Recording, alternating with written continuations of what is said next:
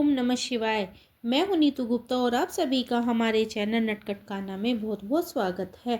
आप सभी का दिन शुभ और मंगलमय हो और भगवान भोलेनाथ जी आप सभी की मनोकामनाओं को पूर्ण करें। इससे पहले के सभी अध्यायों को सुनने के लिए और वीडियो को लाइक करने के लिए और अपने कमेंट्स करने के लिए आप सभी को बहुत बहुत धन्यवाद।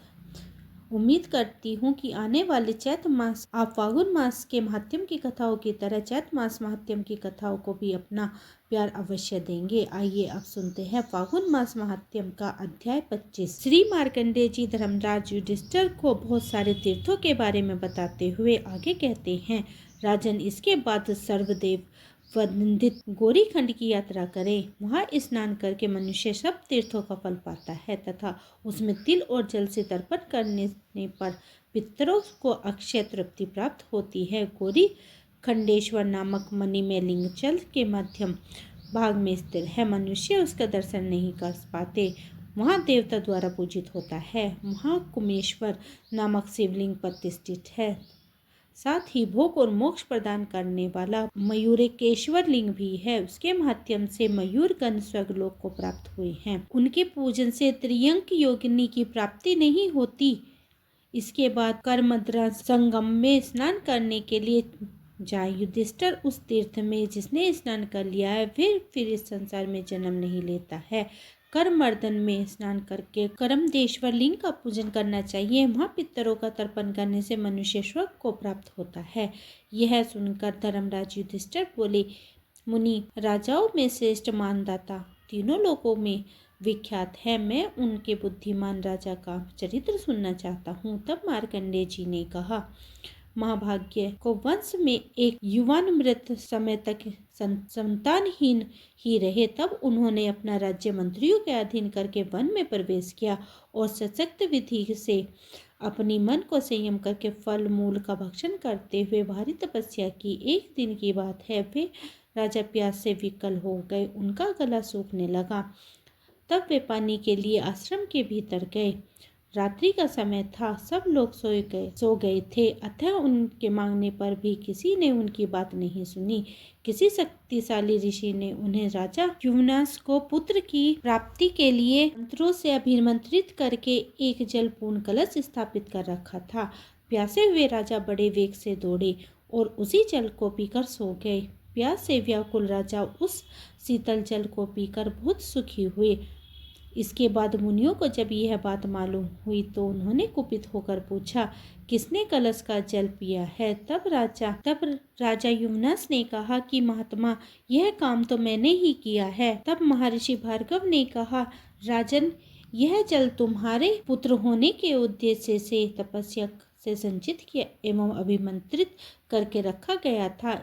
इससे हम महान बलवान एवं तपोबल से युक्त सर्वधर्म परायण पुत्र का जन्म हो। इस संकल्प से मंत्र युक्त विधि के द्वारा इस जल का संस्कार किया गया था।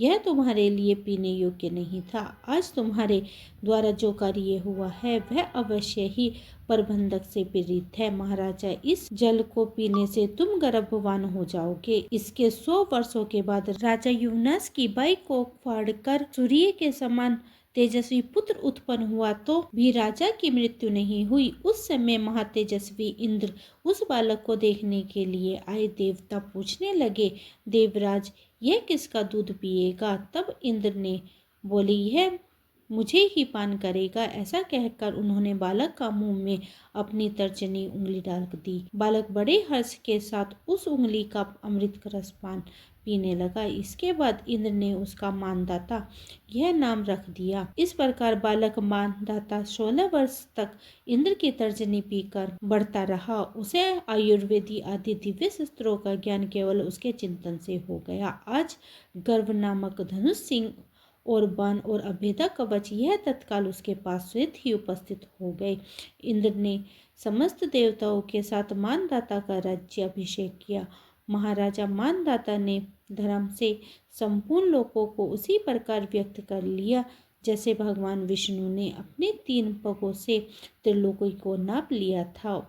उन महात्मा का शासन चक्र अपतित हाथ गति से चलता था। सैकड़ों राजा स्वयं उनकी सेवा में उपस्थित हुआ करते थे। इस प्रकार उनके समूची पृथ्वी पर एक छत्र अधिकार था। उन्होंने प्रचुर दक्षिणे वाले अनेक यज्ञों द्वारा भगवान का यजमान किया। उन प्रसन्नचित्त परम बुद्धिमान और अमित तेजस्वी ने अतिशय धर्म का अनुष्ठान करके इंद्र के आधे सिंहासन को प्राप्त कर लिया था। उन्होंने धर्म पूर्वक पृथ्वी का पालन किया। उन महात्मा का राज्य 10 करोड़ वर्ष तक चला रहा। एक समय 12 वर्ष तक वृष्टि नहीं हुई। उस समय मानदाता ने व्रज पानी इंद्र के देखते देखते अपने राज्य को खेती को बढ़ाने के लिए बलपूर्वक वर्षा करवा ली।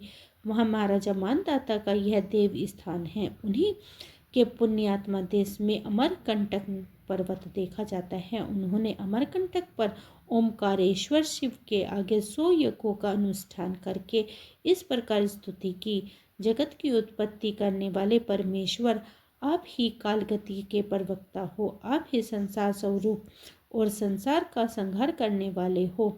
आपको नमस्कार है। ओम महादेव जी को नमस्कार है। भगवान शंभु को नमस्कार है और भव को नमस्कार है। 3 नेत्र तथा 3 मूर्ति धारण करने वाले तीनों लोकों के स्वामी, आपको नमस्कार है। काल रहित, जरा रहित और मृत्यु रहित, आपको बार बार नमस्कार है।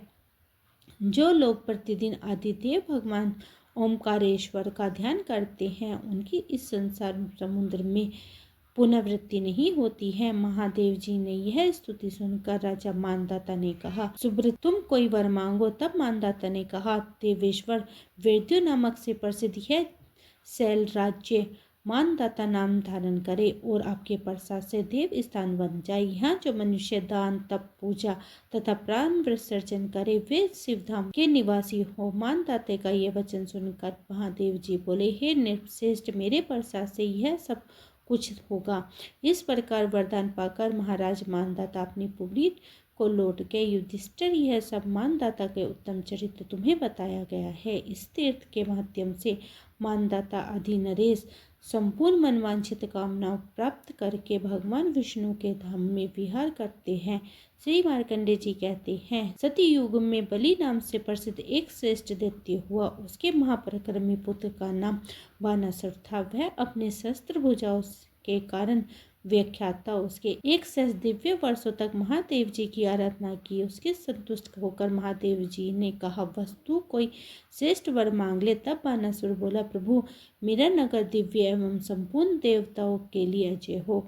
आपको छोड़कर दूसरे किसी देवता के लिए यह प्रवेश पाना अत्यंत कठिन हो। मेरा यह नगर मेरे होने पर स्थिर रहे और मेरे चलने पर वह मेरे साथ साथ चले, सर्वथा मेरे मन के अनुकूल बना रहे। तब महादेव जी ने कहा, एवं अस्तु। इसके बाद भगवान विष्णु ने भी बानासुर से कहा, यदि महादेव जी ने तुम्हें एक पुर दिया है, तुम्हारे मन के अनुरूप दिया है, तो मैं भी तुम्हें वैसा ही दूसरा पुर देता हूँ। इसके बाद दोनों देवता श्री विष्णु और शिव ने एकमात्र होकर कहा, बानासुर, अब तुम शीघ्र ही ब्रह्मा जी के पास जाओ। तब बाली का पुत्र ब्रह्मा जी के पास गया और ब्रह्मा जी ने भी उसे हृदय से लगाया और कहा, बस भगवान शिव और भगवान विष्णु दोनों ने तुम्हें एक एक पुर प्रदान किया है, अतः मैं भी वैसा ही एक पुर और तुम्हें देता हूँ। इन तीनों पुरों को प्राप्त करके वह बानासुर त्रिपुरा के नाम से विख्यात हुआ। युधिष्ठिर इस प्रकार वरदान पाकर सहस्त्र भुजाओं के विस्तार से शक्तिशाली बना हुआ बानासुर समस्त देवताओं के लिए अवध हो गया। उसने यक्ष, विद्याधर, देव, दानव, गंधर्व और राक्षसों के समस्त निवास स्थानों को नष्ट कर दिया। वहाँ की वैदिक तोड़फोड़ डाली, इंद्र की अमर को उजाड़ दिया। उसके अत्याचार का उघत होकर सब देवता महादेव जी के पास गए और इस प्रकार बोले, भगवान, आपने जो श्री विष्णु ने तथा ब्रह्मा जी ने भी बानासुर को वर देकर अजय बनाया दिया है, इसके साथ युद्ध करने की शक्ति किसी में भी नहीं है। जो भी उसके सामने खड़ा हो उससे वह भस्म कर सकता है। तब महादेव जी बोले, देवताओं, तुम सब लोग 30 करोड़ की संख्या में हो और बड़े बलवान भी हो। सब लोग संगठित होकर जाओ और यत्न पूर्वक त्रिपुर का विनाश करो। यह सुनकर सब देवता तीखे अस्त्र लेकर बानासुर के त्रिपुर में के पास गए, किंतु उस दैत्य ने समस्त देवताओं को क्षण भर में परास्त कर दिया। उन सबके अस्त्र भी छीन लिए। देवताओं के पांव उखड़ गए और वे हतोत्साहित होकर पुनः महादेव जी के समीप आ गए। महादेव जी ने पूछा, तुम सब लोगों ने वहां जाकर क्या किया? तब देवताओं ने कहा, भगवान क्या कहें, हम उसका परिक्रम वर्णन नहीं करने में असमर्थ हैं। देवताओं की यह बात सुनकर भगवान शिव ने कहा, अच्छा तो इस महादुष्ट त्रिपुर का संहार मैं स्वयं करूंगा। यह कहकर वे कैलाश से चले और जहाँ त्रिपुरासुर था वहां जा पहुँचे। उसके साथ देवी पार्वती भी थी। चवर, नंदी, महाकाल, महेश्वर, भृंगी, ऋषभ, ऋटि, विघ्नेश्वर अर्थात गणेश जी, स्कंद, महावीर, पुष्पदंता, घंटा, कंठ, महोदर, गोमुख, हस्ती, कर्ण, स्थूलजंग और वृकोदर ने 15 पार्षद भी भगवान शिव के साथ गए। वे सब के सब महादेव जी के तुल्य पराक्रमी थे। जहाँ महान क्षेत्र स्वरूप श्री शैल नाम से सिद्ध पर्वत है, वहीं ठहरकर महादेव जी ने देवी से कहा, प्रिय यह त्रिपुरासुर को मारने का होगा। ऐसा कहकर भगवान शंकर ने उस पर्वत को अपना प्रधान निवास स्थान बनाया और व्यापक विराट रूप धारण करके पिनक नामक धनुष हाथ में लिया और फिर एक पैर से पाताल को और दूसरे से ब्रह्मांड को दबाया। तब त्रिपुरासुर की ओर लक्ष्य बांधकर अघोर नामक बाण का प्रहार किया। उस शस्त्र से दग्ध होकर त्रिपुर ने 3 खंड हो गए। उस जर्जर करके शिव जी ने नर्मदा के जल में गिरा दिया। वह गिरने पर 7 पाताल को भेदन करके रसातल में चला गया। इससे वह जलेश्वर नामक तीर्थ प्रकट हुआ जो तीनों लोकों में विख्यात है। जलेश्वर देव का पूजन करने से मनुष्य ब्रह्म हत्या से छुटकारा पाता है और कोटि सहस्त्र कल्पों तक भगवान शिव के धाम में सुखपूर्वक निवास करता है। जो वहाँ स्नान करते हैं वे स्वर्ग को जाते हैं और जो मृत्यु को प्राप्त होते हैं उनका पुनर्जन्म नहीं होता है। युधिष्ठिर वहाँ तिल और जल से तर्पण करने से तथा पिंडदान करने से जब तक भगवान शंकर और नर्मदा जी स्थिर हैं तब तक पितर तृप्त रहते हैं। काल अग्नि रुद्र के समान प्रज्वलित रहती है। त्रिपुरा नाशक अघोर शास्त्र को नर्मदा के सिवा दूसरा कौन धारण कर सकता है। इस प्रकार अघोर शास्त्र से छूटा हुआ बाण जाल ही जालेश्वर अर्थात बाण लिंगम नामक कहलाया। अपने तीनों पुरों के दग्ध होने पर बाणासुर भयभीत होकर भगवान शिव की इस प्रकार स्तुति करने लगा, अनादि देव ईश्वर आपको नमस्कार है, विघ्नेश्वर आपको नमस्कार है, महेश्वर आपको नमस्कार है, सब अज्ञान हरिहर ज्ञानदाता शिव आपको नमस्कार है, अनंत गुण में रत्नों से विभूषित भगवान परमेश्वर को नमस्कार है, उत्पत्ति और पालन करने वाले शिव आपको नमस्कार है, सब प्रयोगों की सिद्धि विनायक शिव भगवान विश्वनाथ आपको नमस्कार है, धनंजय निराकार स्वभाव से ही उपद्रव रहित आपको नमस्कार है, सदा प्रसन्न रहने वाले परमेश्वर आप संपूर्ण योगों के स्वामी हैं आपको नमस्कार है, भूतनाथ जगन्नाथ सर्वधार आपको नमस्कार है, सृष्टि सहस्त्र मोक्ष और 7 पातालों के रक्षक आपको नमस्कार है, त्रिनेत्र और त्रिशूल धारण करने वाले त्रिलोक स्वरूप आपको नमस्कार है, चंद्रशेखर देवता और असुर दोनों आपके चरणों में नतमस्तक होते हैं आपको नमस्कार है। महाप्रभु, मैंने अपनी जीवा की चंचलता के कारण आपके विषय में जो कुछ कहने के दृष्टि होती की है आप उसे क्षमा कीजिए। आपके गुणों का वर्णन करने में कौन समर्थ है। श्री मार्कंडेय जी कहते हैं, बाणासुर द्वारा की हुई उस स्तुति को सुनकर भगवान शिव उससे प्रसन्न हो गए और इस प्रकार बोले, दैत्यराज सेवा अपराध जाने तुम्हारा यह दोष क्षमा किया गया है, तुम कोई वर मांगो। तब बाणासुर बोला, देव मैं अपने परिवार सहित इस शरीर से आपके उस परम धाम को जाऊं, पुनर्जन्म का भय नहीं है। बाणासुर का यह वचन सुनकर महादेव जी ने कहा, तथास्तु दैत्य राज, तुम मेरी भक्ति के प्रसाद से मेरे समीप निवास करोगे। इसके बाद वह दिव्य विमान में आरूढ़ होकर महादेव जी के प्रसाद से उन्हीं के लोक में चला गया। आज का अध्याय समाप्त हुआ। इसके आगे का वृत्तांत आप अगले अध्याय में सुनेंगे। प्रेम से बोलिए जय भोलेनाथ। ये थी आज की वीडियो। उम्मीद करती हूँ आज की वीडियो आपको पसंद आई होगी। वीडियो पसंद आई है तो वीडियो को लाइक करें, परिवार और मित्रों में शेयर करें। मिलती हूँ इससे आगे के अध्याय के साथ। तब तक के लिए हरे कृष्णा, राधे राधे।